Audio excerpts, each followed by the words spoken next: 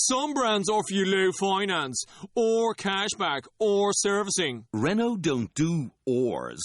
We do ands. The Renault Kadjar with 1.91% APR and €1,000 cashback and 3 years servicing, saving you thousands. Renault, the brand with the ands. Visit your local Renault dealer. Finance is made under a hire purchase agreement. Terms and conditions apply. Deposit required. Subject to lending criteria. See Renault.ie. No risk it, no biscuit.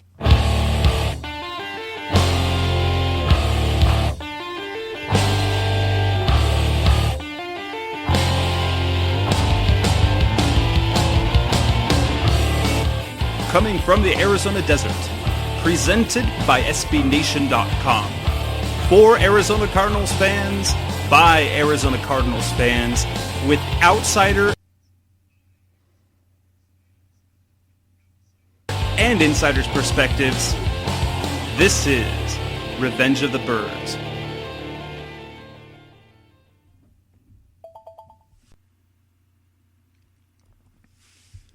Hello, Arizona Cardinals fans. This is Revenge of the Birds Radio. I'm your host, Jess. On the line with me, I have Seth Cox, and this is an all-Cardinals show following probably the best week that we're going to... might be the best game the Cardinals have had all year.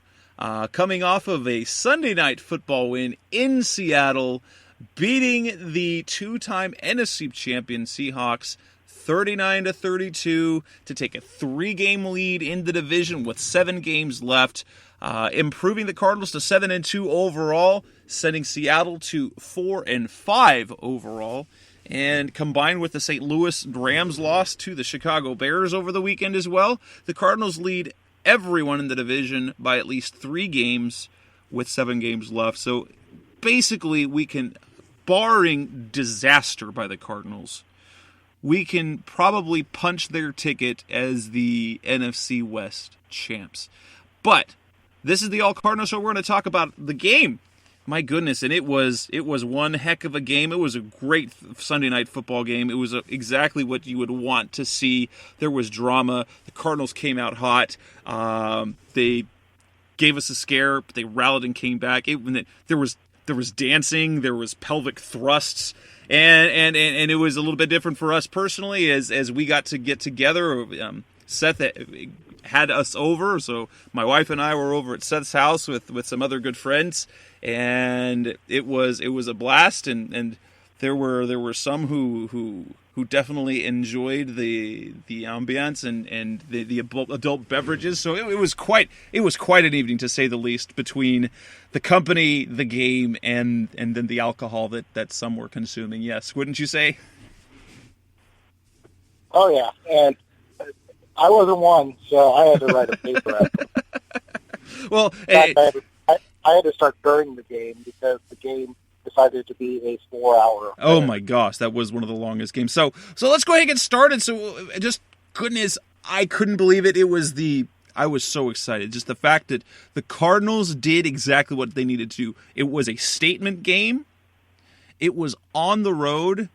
They crushed the hopes of the Seahawks. They're now one of 6 teams that are 4-5 and currently battling for a wild card spot. There are 6 teams at 4-5.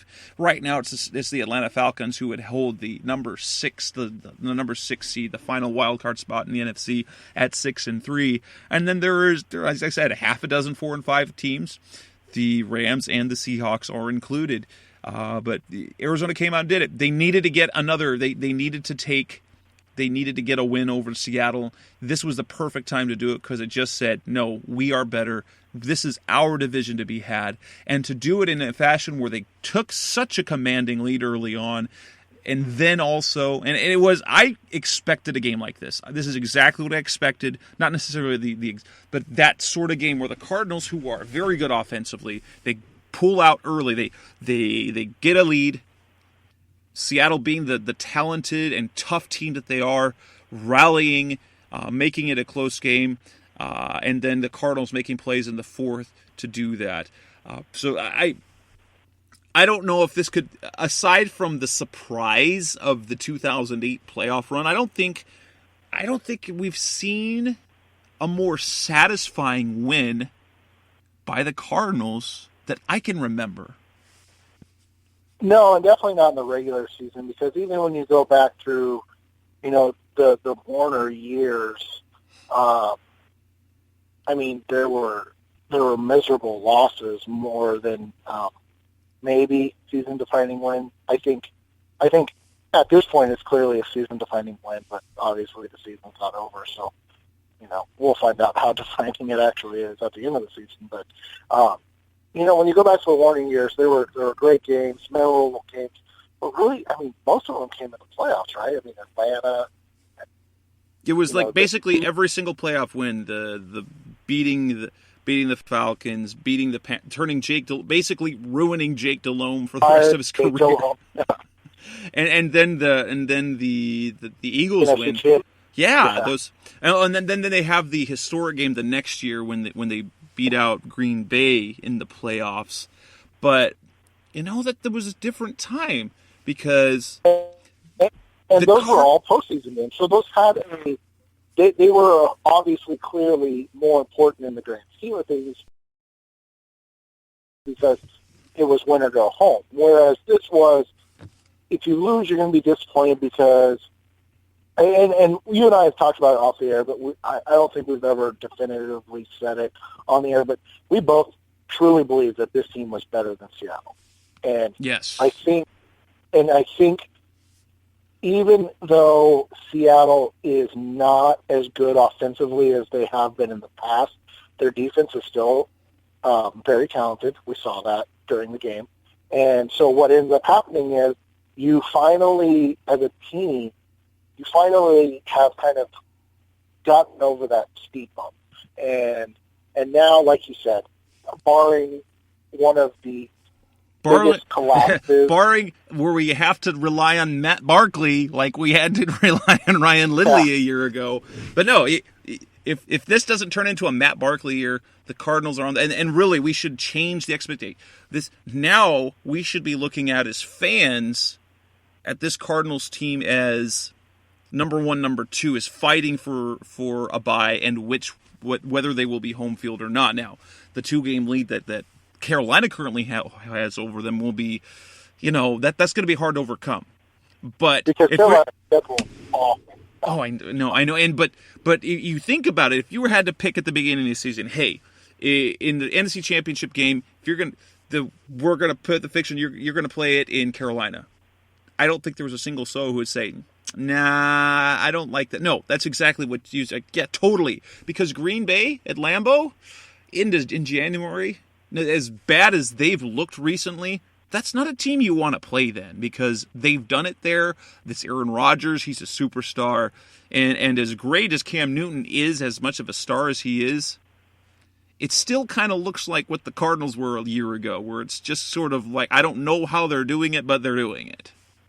Yeah, and when you look at overall the game and the outcome and just kind of how it's, shaped what everybody expects, I think when we started the year, you and I talked about what we thought as a successful season is if everybody is healthy, they need to go to the NFC Championship. When you sit back and you look, obviously that's still a successful season, but as things sit today, as the 2 seed in the NFC, I don't know how that works based on everything, but they're the 2 seed right now in the NFC over Minnesota, and that'll be, figured out in a week or 2 weeks from now. But you look at that, and you look at the fact that, like you said, Green Bay is really not good right now. Seattle's not even in the playoffs. So basically all the teams that you were worried about come January aren't even really in the picture. So now, and this isn't to slight Carolina at all, or Minnesota for that matter. This isn't a slight. But when you just look at talent, when you look at talent on the roster from top to bottom, you have to look at Arizona and say, okay, that's the most talented team in the NFC. We talked about last week, their front 7 on defense is probably at league average. But everywhere else, they're good to very good to great. And when you look at that, how many other teams can say that? How many teams can look at and say, our weakest spot is average comparative to the rest of them? Well, and everywhere else, we're better than the average. And when you look at the team, say what you want of who they played, but over the course of the season, but and I did tweet this out as like, well, this is a signature win, but at the end of the day, so are the Cardinals? Are people going to start looking at the Cardinals and say, so who they've played? They beat Seattle, but look, Seattle's just a 4-5 team. They still haven't really beaten anybody over 500 yet. That aside, it hit me the other day as I was doing some game prep for some previews, and I looked at some of the statistics. I didn't realize it. Now, I knew that they were top 10 in offense, and I knew that they were top 10 in defense. But it wasn't just that; it's the aggregate. As you keep looking at the little subgroups, the Cardinals are in the top 10 in scoring offense. They are the top 10 in scoring defense. They are in the top 10 in just offense in general, which is based on yards gained. They are in the top 10 in defense overall in yards allowed. They are in the top 10 in rushing offense. They are in the top 10 in passing offense. They're in the top 10 of rush defense, and they're the top 10 in passing defense. They literally do, now aside from the offense and those two sides of the ball, they literally do everything well. Every single part. They do well. They stop the run. They stop the pass. They stop teams from scoring. They score points. They move the ball. They move the ball rushing the ball, and they move the ball passing the ball. They do everything well right now.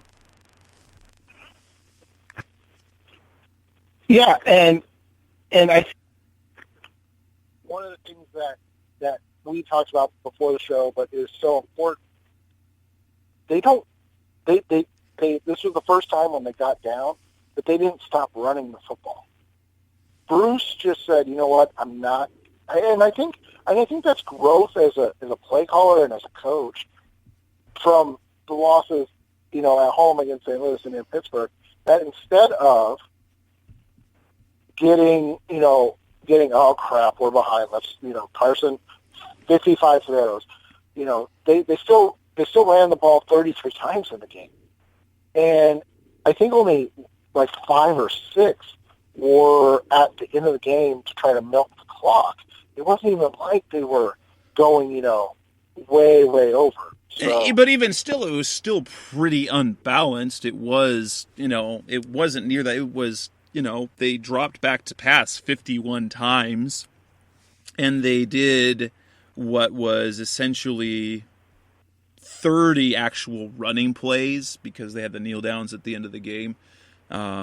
So it was still, it wasn't the same balance, but it wasn't as nearly as exaggerated. But they definitely threw the ball a lot. I mean, you look at a game but that was also because they ran so many plays. Yes. I mean, anything over 70 in a game is a lot of plays, and they ran 87. Even if you take the kneel downs out at the end, which was 3, that's just an insane amount of plays.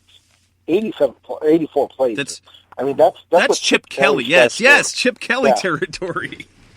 That's not Bruce Arians' offense. That's not, and he's not, obviously going to complain because the results were great. But that was a combination of Seattle was really,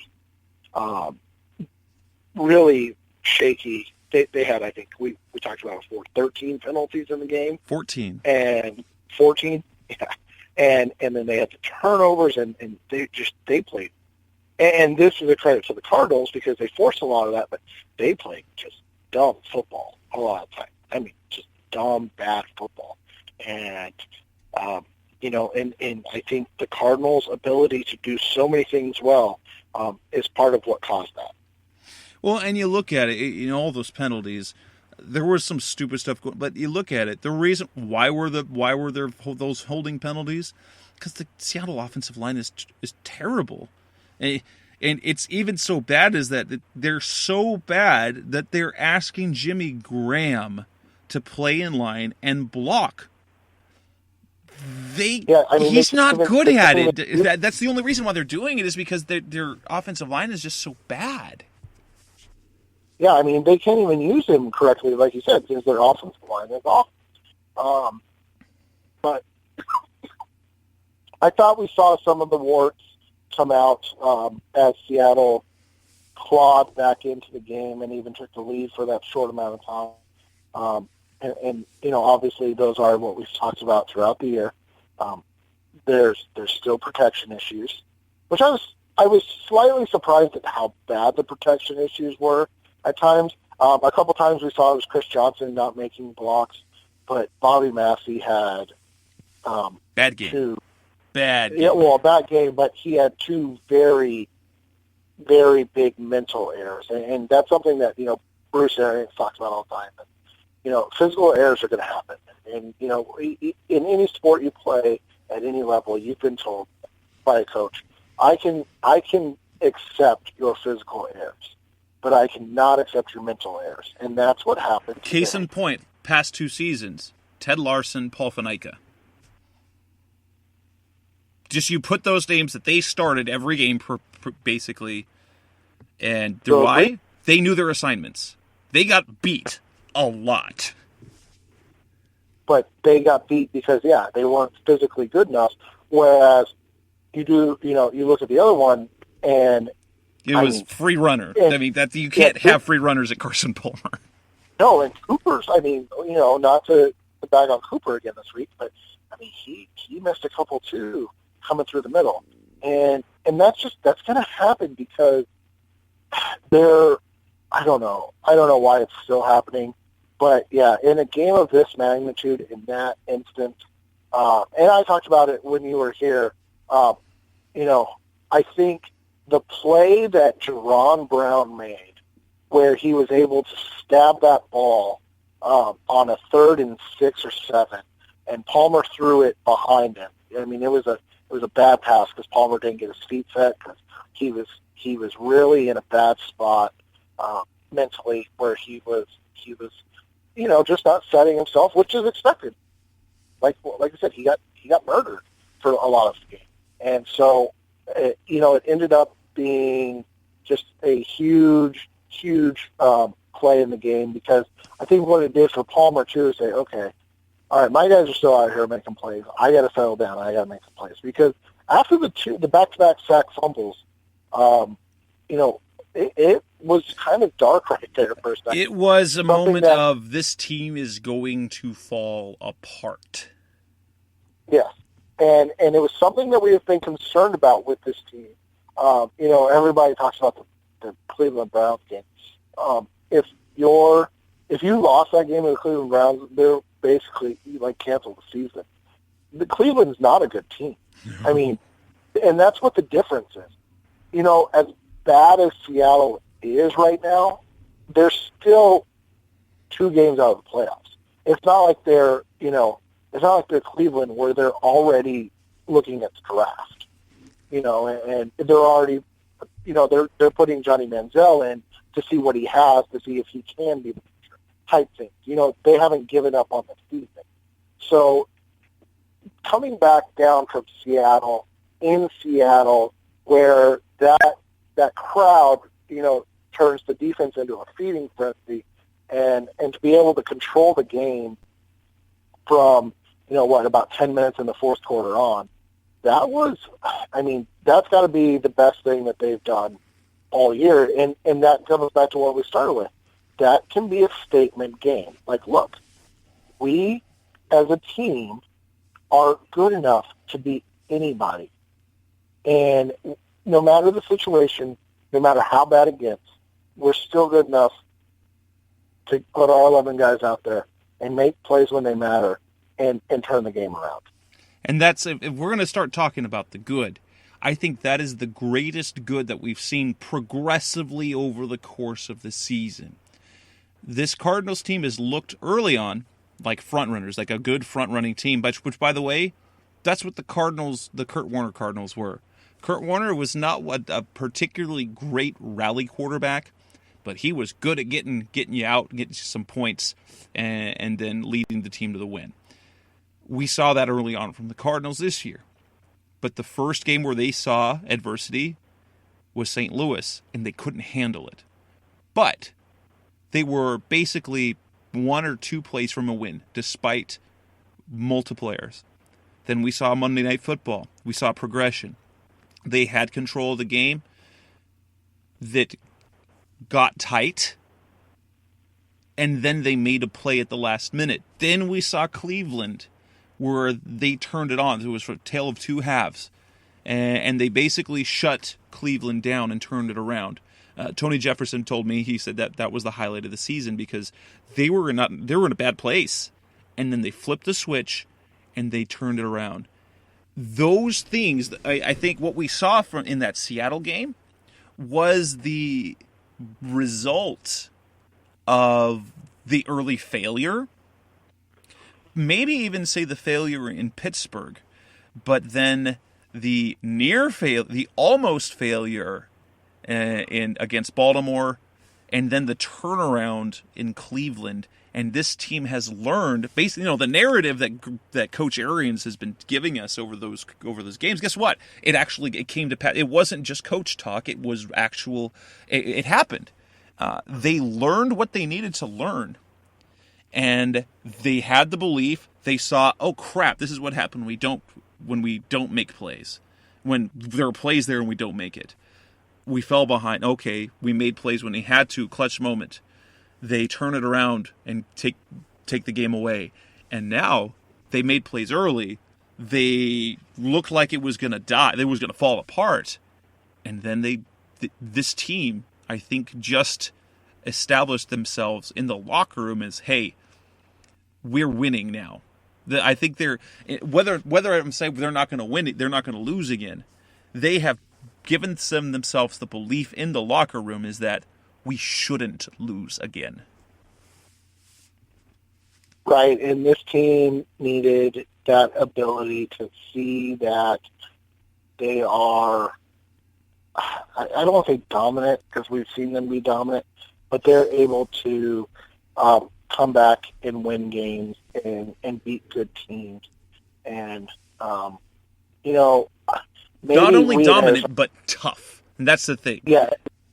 And maybe we in Arizona are still, overthinking Seattle and whether they're good or not. But like I said, I still think they're good. So, but I think also on the good thing was you had Carson Palmer rebound from a, really another poor goal line decision where a lot of people said, oh, there's Carson again.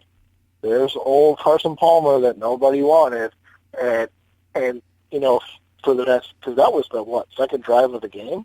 From then on out, he was, MVP Carson Palmer.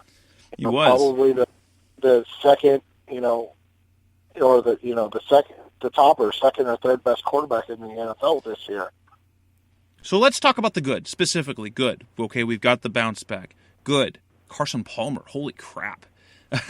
There was, you saw on a national stage, and you probably, with the game that he had and the way he brought the team back, I don't think anyone has seen, like on a national stage, that anyone has seen that out of Carson Palmer since he was a Bengal and since basically 10 years ago. No, nobody expected that. He's been, Jay Cutler or Matt Stafford. That's where he's been.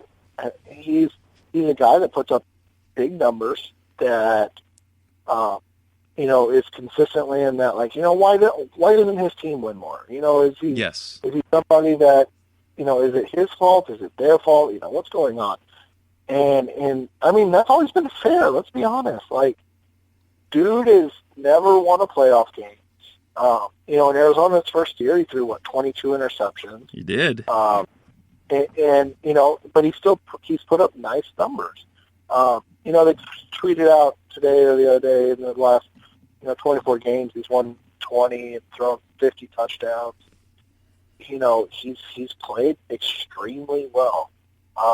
And so now I think we as not fans, but we as the general public can look at it and say, okay, and granted, Yeah, we know. He still hasn't done it in the playoffs.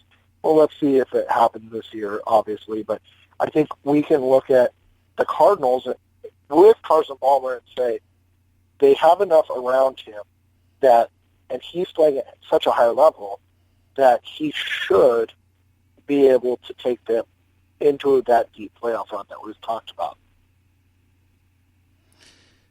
Another good that you can look at, Michael Floyd. Now, there's the bad to that. He got hurt at the end of the game, and his status for this week is a little bit up in the air. But Michael Floyd, now that he's healthy and kind of found a rhythm, and really, if you look back, dating back to that Chicago game where you said his body language was awful, he has become dominant. He is, and they're trusting him down the field, which is something they say. Hey, he beat Joe Hayden. He beat those Seattle cornerbacks like a drum. He beat Kerry Williams. He just flat out beat Richard Sherman. There aren't many receivers who can do that, and that's the Michael Floyd that people wanted to see.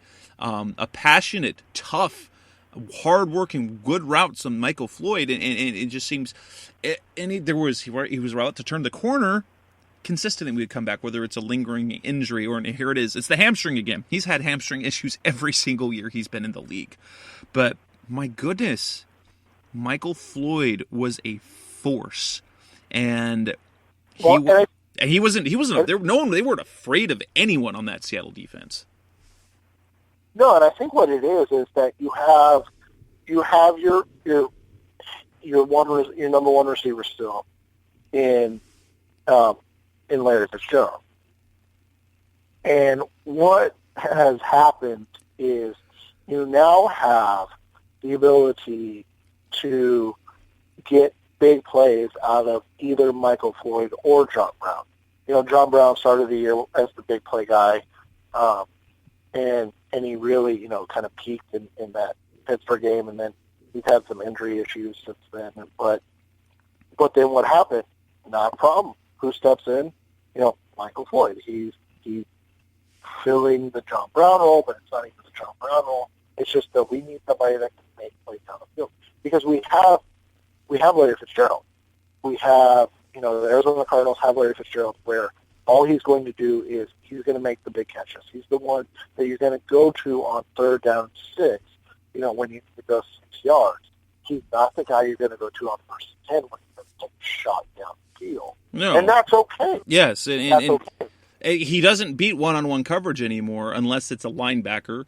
But for some reason, every time there's zone coverage, he seems to be wide open somewhere. It's still because he's the only one that runs good routes on the team. John Brown has improved immensely since his rookie season. But, Michael Floyd wins with excellent body positioning and physicality and the ability to outwork everybody, or the ability to outleap and to get the ball in the air and snatch it. And then you look at, obviously John Brown is basically the smaller version of Michael Floyd. They play a very similar game in terms of where they win at. But at the same time, though, what I like about Michael Floyd in that role a little bit more is that John Brown, we have rarely seen him hasn't been a lot, but down the field where he has to make a play on the ball. And that's because of his size. He is best because he gets separation, and you just have to drop the ball to then he gets it. Michael Floyd, though, he doesn't need much separation. He goes up and makes plays on balls, which is also very nice to see. He will go up and be, and it's unfortunate because we've seen now a couple of times it's been his fault, but he has been robbed of some significant statistics. It seems that he's probably lost 300 yards worth of plays because of penalties. He lost another big one on Sunday as well because of a penalty. Now, a couple of those this year have been because he gets flagged for OPI because he is prone to do that. Because of his size, and it gets noticed. He gets noticed when he interviews because he's big. And then the other thing is, like on Sunday, the flag was because he lined up wrong, and that was something you remember, as much as everybody hated Ken Wisenhunt, you remember the reason Ken Wisenhunt wouldn't let him play was he had no idea where he was supposed to be. Yeah, he didn't know where he was supposed to line up. And so, that still comes into play every once in a while. So, but I think that's what you have to like is that you have, I don't think anybody noticed, but John Brown didn't have a catch. Not a single one. Not a single one. And when they showed a statistic, they showed a graphic of what Larry did that game. I'm like, wait, what? He had 10 catches for 130. That was the quietest 10-130 I've ever heard of. Ever. Yep, and that's what I, when people say, oh, look at Michael Floyd's emerging as, the guy. He's the big play guy. He's taken John Brown's role. But when you look at it overall, the offense still flows because of what Fitz is able to do. Like you said, zone coverage from the slot. He's able to block so well, and he's able to do so much in terms of just keeping the offense on time. He's basically become, a pseudo running back in what he does because, 10 catches for 130 yards isn't really a lot. You know what he is? He's a really good tight end. That's how he's being used. Exactly. He's a really good tight end. He is their tight end basically now. So, and that's fine. Like that's great because that's what he's able to do. And Larry Fitzgerald Sr., who has complained about being a glorified tight end, this is what Bruce Arians, I'm sure, envisioned for Fitz. He's playing that Hines Ward role, and guess what? If he stays healthy, and if they have the right tools around them, he can put up really big numbers. Yeah. Well, you look at it, and this is what they are trying to do is create Arians is creating that Pittsburgh offense where it was, Mike Wallace and the other name is escaping, and then what's his name? Hines Ward, like you said. So, and Hines Ward was the guy that kind of caught all the footballs, and Mike Wallace was the guy that had, 1,300 yards on 70 catches for 10 touchdowns. And that's fine because that's what they're supposed to be. That's what Michael Floyd and John Brown are doing. Is they're the big play guys. And right now, it's Floyd's turn, and so that maybe that flips, maybe it doesn't, but it's going to be interesting to watch going forward. So another good you have to look at the play the big plays that we saw out of the depth of the Cardinals, namely Jerron Brown, a guy who, at least on the offensive side of the ball, has been very unreliable.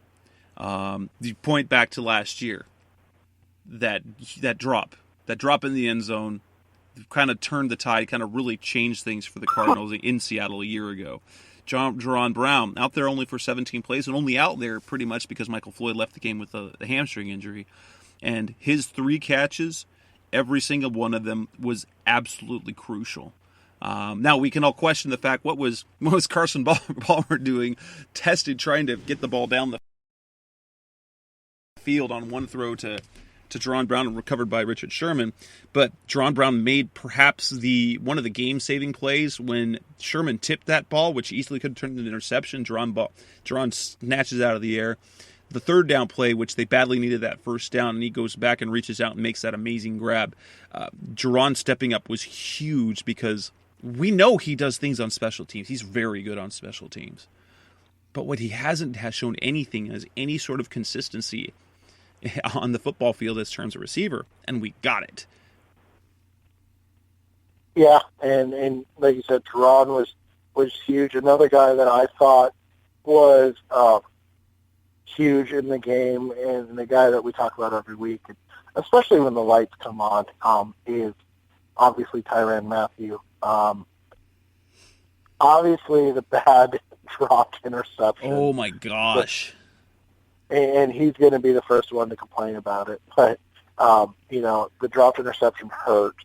But overall, I think you look at what he does for that defense.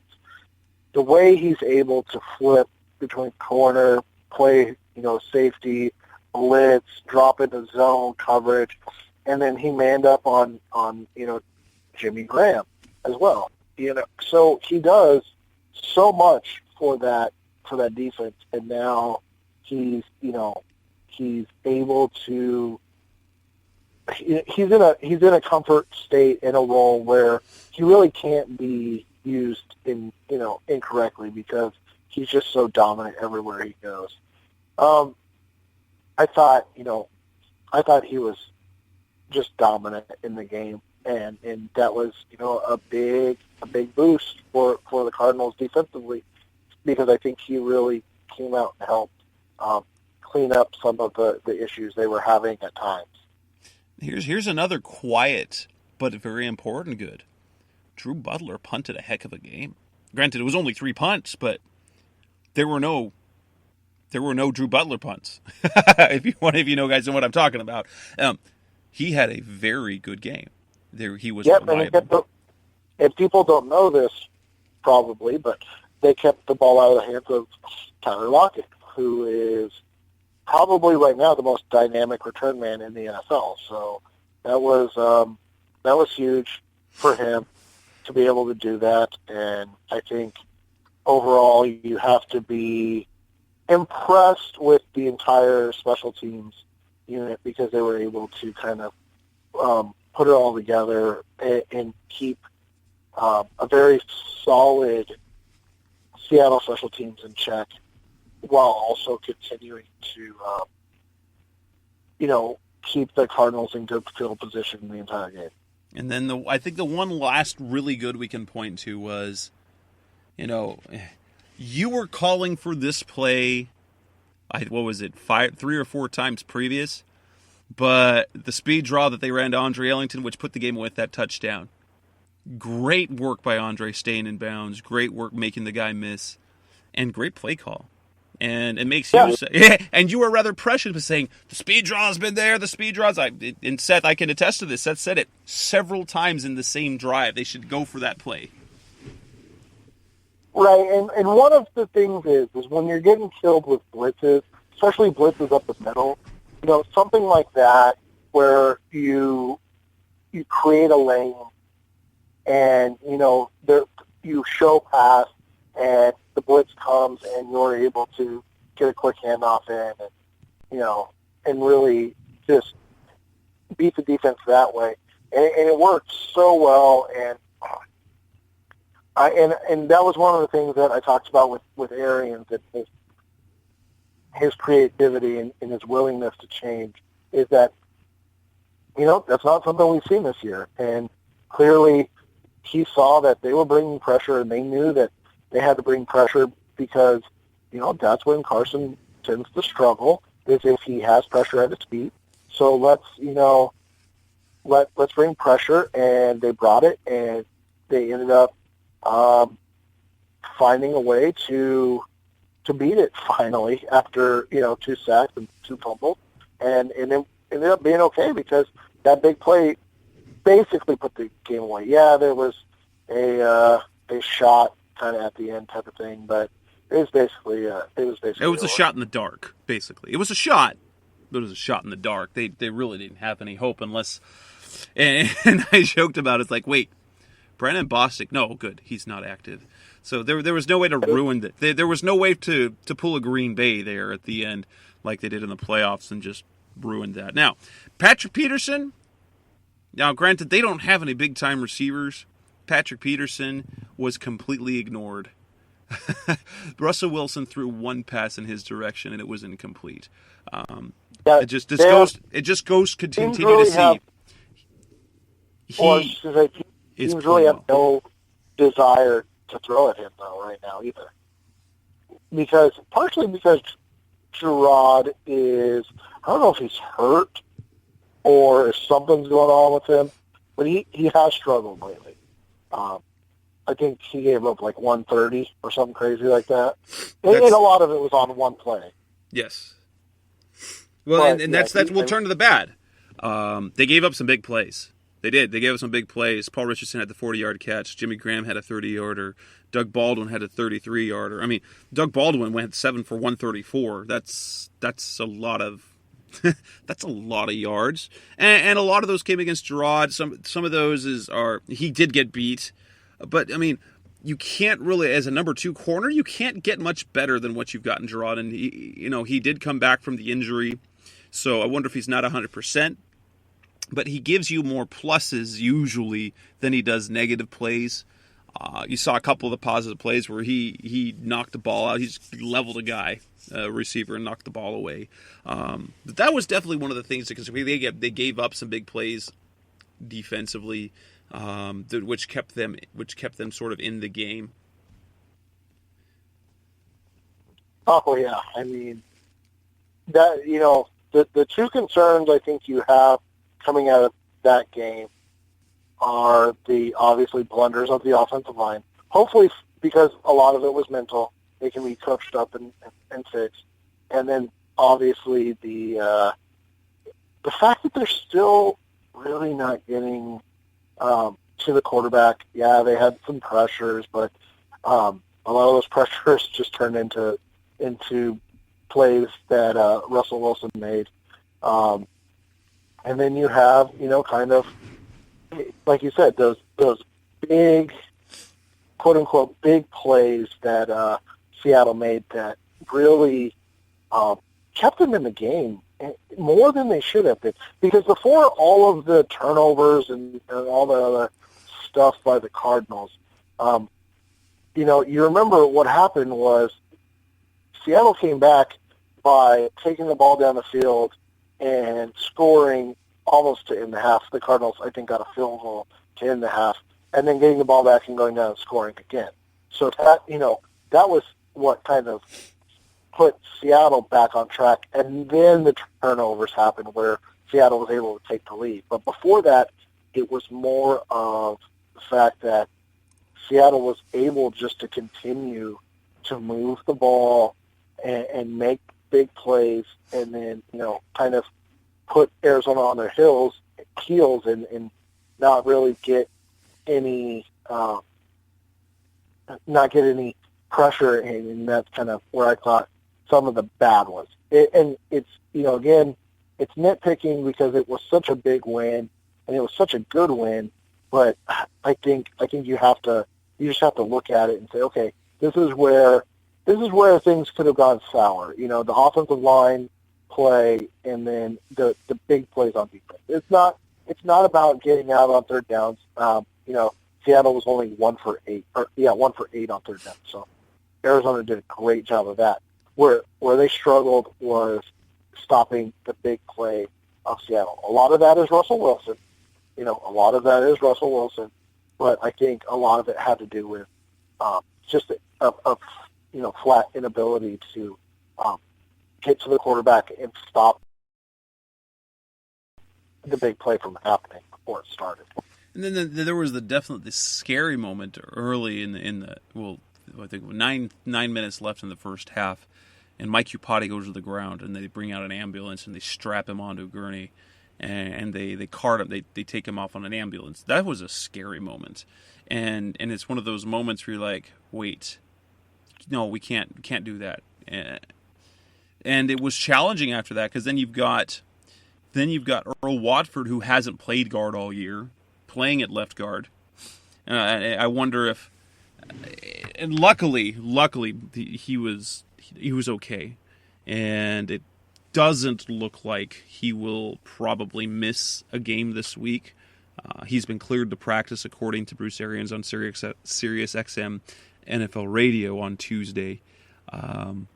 But they really missed him. Then you could tell in the running game, Chris Johnson, 25 carries for 58 yards. I mean, that was Rashard Mendenhall-like, only but a bigger workload.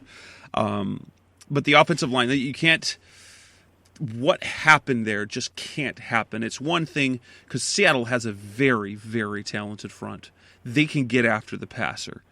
But what you can't have is the free runner, and you can't have Carson Palmer losing the ball in consecutive possessions, and that really just made things look bad for a moment. Bobby Massey, Jonathan Cooper. Now, yes, it's in Seattle. It's a tough place to play. It's a tough place to communicate. But it seems we seem to be every other week talking about, oh, there was that communication error again. And when are they going to get that fixed? When are they going to get it fixed? I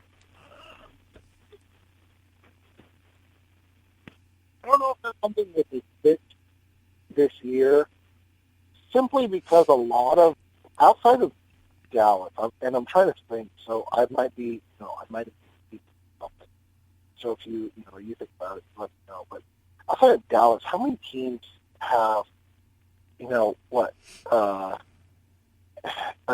two interior linemen turnover, and basically have played three different offensive line units this year, and have success, right? Like, I'm trying to think. Dallas is really the only one I can think of that didn't really miss a beat with their. Well, and the Patriots really haven't, but that's because Tom Brady is amazing. It has nothing to do with the line. Yeah. The line is terrible. The line is trash. I don't know how he does it, because he seems to be the only one who can manage to do it and still not lose a beat. Yeah, but that's what I'm saying. Like, it's so odd, and so you're going to have the mental lapses because of it. Jonathan Cooper still doesn't know everything when the game's going on. He might know all the calls, but he doesn't know everything when the game's going on because this is his 13th game ever. So he hasn't even played a full season worth of games still in live action. And then you look at the Upati, Larson, now Watford shuffle. You look at the Watford Massey shuffle. Like, you're still only 8 games or 9 games now into this unit together, and they still haven't. They've only had really 8.5, or not even 8.5, but 8 games total of what the starting 5 did. So, and if you look back on a big picture level, while you nitpick and say these and those were big things, those were big issues, and there seems to be a couple of communication errors that there seem to have once or twice a game, as it seems to be somewhat of a trend in a lot of these games. However, big picture, the Cardinals are a top 10 rushing team. Carson Palmer's been sacked 14 times this year, and they have a top 10 offense in every single category. So I guess the offensive line isn't bad. It's actually pretty good. No, it's just like you said. It's just the mental lapses. Like, the mental lapses are just tough to deal with, and that's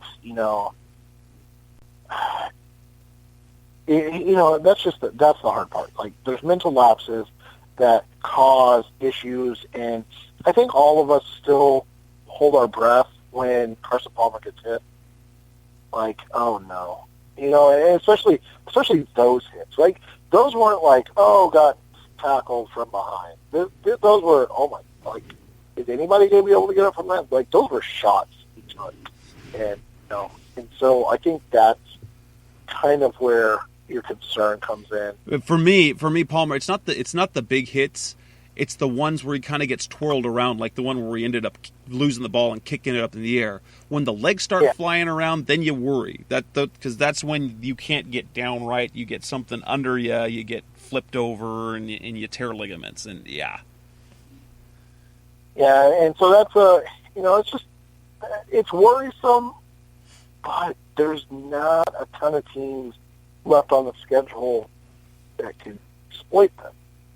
There's one coming up, this week, and honestly, the Minnesota defense is very, very good. And Mike Zimmer is probably, if not the best, one of the top 3 defensive minds in the NFL. So he's gonna be ready for the Cardinals and what they're gonna bring on a Thursday night. But outside of that, you look at it, Greg Williams and his defense is dangerous and and then you have, of course, the Seattle game. But, Green Bay, now San Francisco, they'll probably be a little better in San Francisco, but no. And who do they have one other game? Or is that Philly. Philadelphia. That's going to be an interesting one just because it's in Philadelphia. And in it's December. Gonna be it will be icy cold.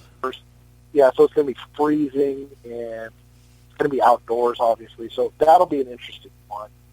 And you know what? Their pass rush is phenomenal. So Philly may be able to do some things, but I don't know. When you look at it, you look at the schedule, and you're like, all right, like 7-2,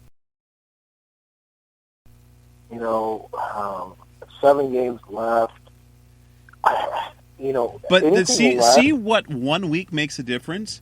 Just a week ago, before they started the second half of the schedule, they're like, oh, it's a brutal schedule. They beat Seattle at home, and guess what it looks like? Everything looks winnable now.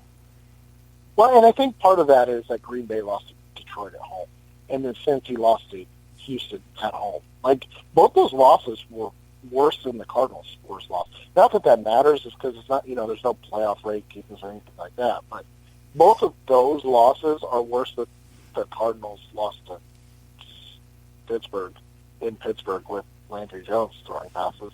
I mean, that's just reality. Like, T.J. Yates comes in at your place and beats you. Like, that's embarrassing.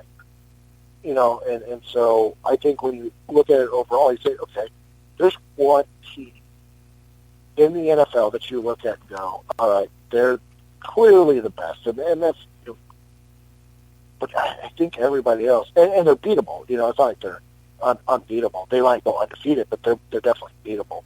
But everybody else, you go, they have major flaws that can come out at any game at any time. And I think we saw Cincy, we've seen Arizona clearly, and we've seen Green Bay now. Another thing to look at for this game, I don't know if there's really anything left other than how things, but really nothing left in terms of bad. But something I want to talk about a little bit is kind of game planning. And when I brought up the whole Patrick Peterson was only looked at, even only thrown at all once. But look at the other side of the ball. Carson Palmer, Bruce Arians. Ballsy combination as you're going to see. As ballsy a group as you're going to see.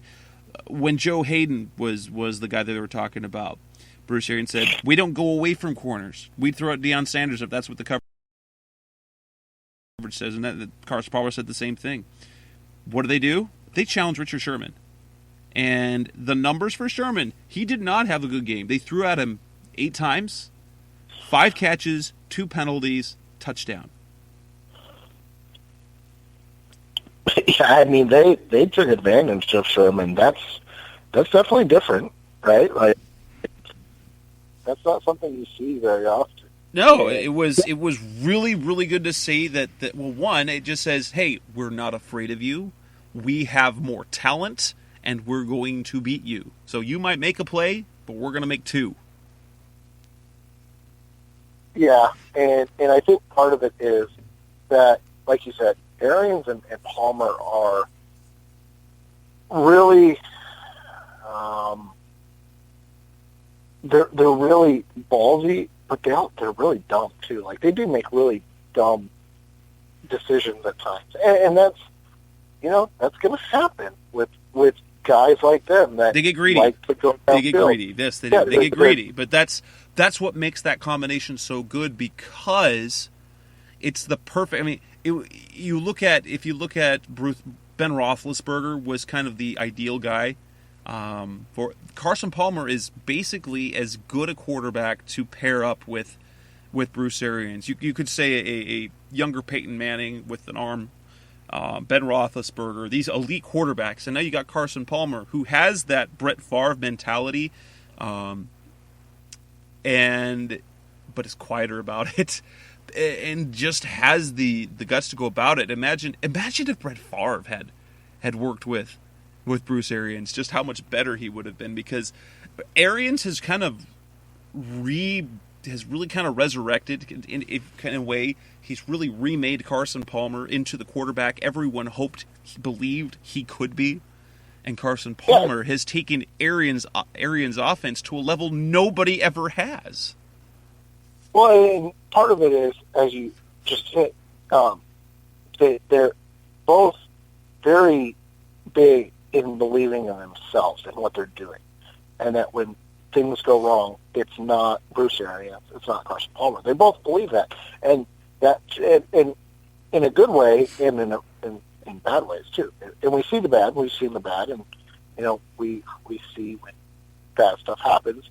But also the good is that the Seattle game, the games against Cleveland where he came back and threw some amazing throws, and that's who Carson Palmer is. And so you're gonna get bad, stupid decisions, and you're also gonna get prolonged periods of brilliance at this point.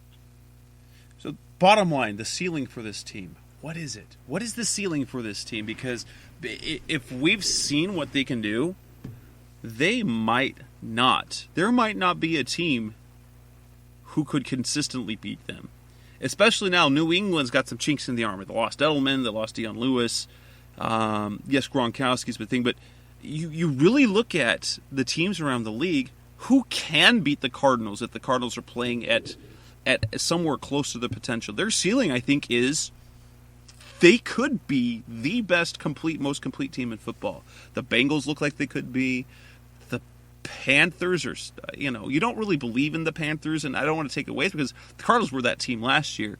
But you really look at the Bengals, you look at the Patriots, and after that, you're like, based on what Arizona can do, is there another team that could really beat them other than St. Louis and when they play a perfect game plan?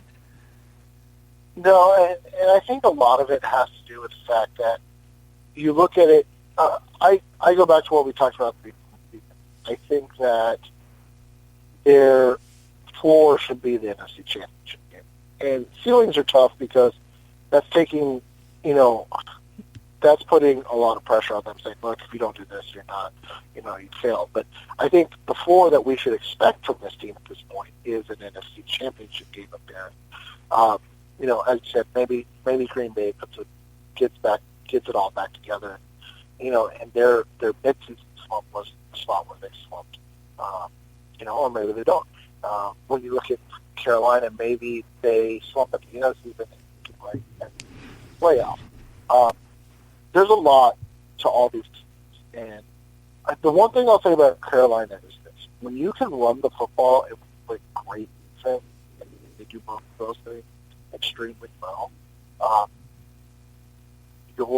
you're tough to beat. And the one thing we haven't seen Carolina have to do is play from, the negative spot. So that means really down. Not just like, they're down a touchdown. Because if they're down a touchdown, they're not. But if they're down, what happens if they're down 21 to 3 or something like that? How are they going to play, and do they have the talent to do, to stop that? They got Ted Ginn. Everything's good, right? Ted Ginn, he's a bomb. Yeah, and that's kind of where I think where all of us Cardinals fans are like, how is this team doing this? Because when Ted Ginn's like their number one receiver, outside of the actual number one receiver with Greg Olsen, but when you look at receivers and you're seeing Ted Ginn, who is like important, you're like, no, that they're not real. They can't be real. It's Ted Ginn. Exactly. And so, but like I said, I think we should expect, with help, the floor of an NFC Championship team. Obviously, we'd like to see them win and go on Super Bowl and win Super Bowl. But when you're talking about the Final Four, anything can happen, right? Like we saw Minnesota 15-1, perfect kicker all year, missed a field goal kick, and then Atlanta goes to the Super Bowl and plays different. Obviously everybody knows New England and the Giants, so anything can happen. But I think to get to that point, we have to expect two things. One, Arizona has to take care of their business. They get Cincinnati this week. Joe Goodberry, who is a writer for what's the SB Nation Cincy site? Cincy Jungle. I don't know if he's still there, but he was there previously, and he's an excellent follow on Twitter this week if you're a Cardinals fan and want to get to know the Bengals. He has an amazing stat on Andy Dalton. And in Andy Dalton's career of what they call uncommon opponents, which means they don't play each other yearly and they haven't played each other within 8 years time span. So, clearly, like, common opponents for the Cardinals are, the NFC West. Basically, NFC, so other conference opponents. Yeah. So in uncommon opponents, Andy Dalton is 25-3 as a quarterback. He's only lost 3 games to opponents that they do not see regularly in Cincinnati. But on the flip side, he's like now 14-18 against common opponents, and his like quarterback rating is over 100 in uncommon opponents, and it's 77.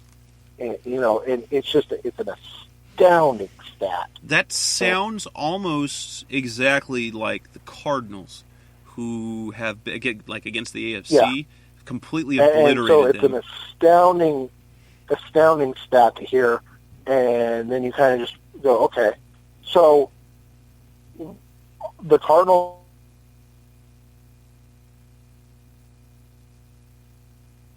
Did I lose you?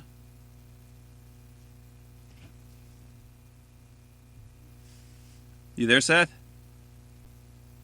Oh, he was making a salient point.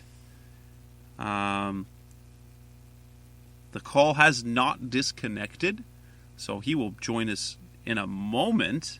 The point I was going to make with that tidbit is that makes 2 very good matchups, because the Cardinals have been nothing short of completely dominant against the AFC, the other conference.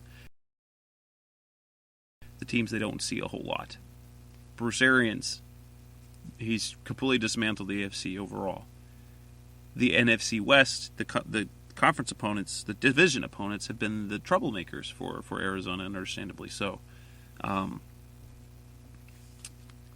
But the NFC West is not as good as it has been overall. The Cardinals are the only winning team, the only team with a winning record. But this game, and I brought it up in the show last week, this 4 games, if the Cardinals really can take over the NFL with these 4 weeks. One, beating Seattle, that really stomps Seattle out of the picture.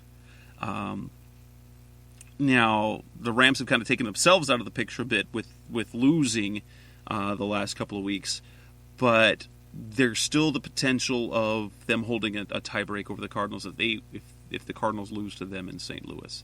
The next 3 games, the 2 more important ones are obviously San Francisco and St. Louis, but the Cardinals have a chance this week to have another statement game. No, Cincinnati's not playing as well as they have been, but that could make 2 straight prime-time statement games where they take down the 2-time NFC champs, a team that was within a play of winning a 2nd Super Bowl in a row, to a team that was who ideally what would have been undefeated on national TV on Sunday Night Football on the biggest stage. Basically say to the nation, hey, Cardinals, the Cardinals are for real. They're not going to be quietly dominating the NFC. They will have made a statement, and I don't think there would be any place in the world. You have to take the league has to pay attention. The league will have to pay attention to Carson Palmer and the Cardinals, and I can't wait. In terms of what's going on this week, that'll give a wrap for our Cardinals show. I haven't gotten Seth back on the line, so I don't know what exactly happened. If he just hit mute or if his phone died, the phone line that I've got connected has not ended yet. But that will come bring our All Cardinals show to a close. I do have lined up Scott Bantel from CincyJungle.com. If all goes well, if it goes well we're supposed to, I will have a preview show by the end of the week. On behalf of Seth Cox, this is Jess Root, and this is Revenge of the Birds Radio, the All-Cardinals show. Thank you so much for listening. Follow us. Go to RevengeTheBirds.com. You know how to get a hold of us. Twitter, Facebook, RevengeTheBirds.com, Blog Talk Radio, iTunes, all that good stuff. Thank you for listening, Cardinals fans, and go Big Red. You've been listening to Revenge of the Birds. Keep the conversation going by visiting revengeofthebirds.com.